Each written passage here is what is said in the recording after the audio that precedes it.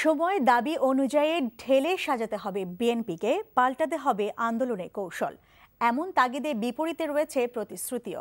বলা হচ্ছে কাউন্সিলের মাধ্যমে রাজনীতিতে নতুন এক ইতিবাচক ধারার সূচনা করতে চায় দলটি। রাষ্ট্রবিজ্ঞানী ডক্টর এমাজউদ্দিন আহমদ এবং বিএনপি যুগ্ম মহাসচিব মোহাম্মদ শাহজাহানের সাক্ষাৎকার নিয়ে রিপোর্টে আরও জানাচ্ছেন মাকসুদুল হাসান।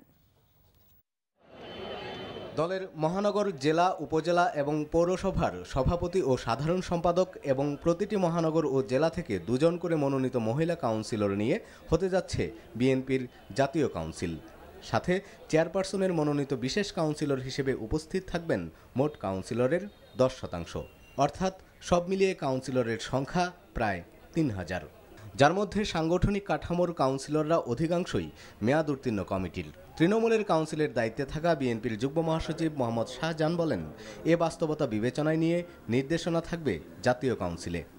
আমাদের উপর সরকারের যে বিদ্বেষমূলক আচরণ, আমরা মনে করছি যে আমরা আসলে সম্মত আমাদের জেলা কাউন্সিলগুলো করতে আমরা পারবো না। এই জন্য আমাদের যেহেতু কাঠামো আছে, কমিটি আছে, হয়তো কমিটির মেয়াদ উত্তীর্ণ, কিন্তু আমাদের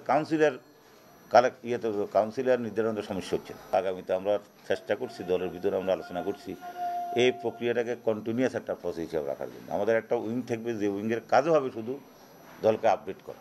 দলের নেতৃত্বকে জবাবদিহি ও গতিশীল করতে কাউন্সিলে চেয়ারপারসন ও সিনিয়র ভাইস চেয়ারম্যানের মতো অন্যান্য গুরুত্বপূর্ণ পদেও নির্বাচন হওয়া উচিত বলে মনে করেন আদর্শ ঢাকা আন্দোলন এবং শতনাগরিক কমিটির আহ্বায়ক রাষ্ট্রবিজ্ঞানী ডক্টর এমাজউদ্দিন আহমদ। তবে বর্তমান প্রেক্ষাপটে তা অসম্ভব হলেও দলে কিছু পরিবর্তন আনা জরুরি বলে মনে করেন এই রাষ্ট্রবিজ্ঞানী। এই কাউন্সিলের মাধ্যমে কারা স্ট্যান্ডিং কমিটিতে আসবেন, যারা বিদায় নিয়েছেন তারা তো নিয়েছেন, আরও কিছু বয়োবৃদ্ধ ব্যক্তি আছেন, তাদেরকে সসম্মানে কোন একটা জায়গা করে দিয়ে মধ্য বয়সী অথবা কিছুটা তরুণ এই ধরনের ব্যক্তির আগমন একটা অপরিহার্য ব্যাপার। শুধু এই স্তরটার কথা বলছেন, তার নিজের দিকে যদি তাকানো যায় তাহলে প্রত্যেকটি জায়গাতে একই সমস্যা। তার মতে আন্দোলনের গতানুগতিক ধারা থেকেও বের হয়ে আসতে হবে দলটিকে। যেভাবে যে আন্দোলন হয়েছিল আর কি, এই ধরনের কাজকর্মের দিকে না গিয়ে আন্দোলন করার নতুন প্রক্রিয়া, যেটা এই প্রক্রিয়া উদ্ভাবন এখান থেকে হয়, কাউন্সিলের মাধ্যমে হয়।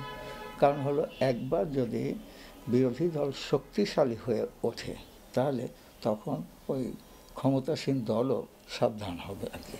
এমন অনেক প্রত্যাশার প্রতিফলন কাউন্সিলে হবে বলে জানান বিএনপির এই যুগ্ম মহাসচিব। আমরা কতটুকু আধুনিক চিন্তা ভাবনা করি, এটা ইনশাল্লাহ আমাদের কাউন্সিলের পর আমাদের ঘোষণাপত্র, গঠনতন্ত্র এবং আমাদের কমিটি কীভাবে আমরা সাজাই, তাতে আপনি স্পষ্টভাবে এটা দেখ আমরা চেষ্টা করবো আরও তুলে ধরার জন্য। এবং আশা করি আমরা রাজনীতিতে একটা নতুন একটা ইতিবাচক ধারা আমরা তৈরি করতে সক্ষম হব। প্রায় 6 বছর পর আগামী 19শে মার্চ অনুষ্ঠিত হবে বিএনপির ত্রিবার্ষিক কাউন্সিল। Maksudul Hasan, NTV News, Dhaka.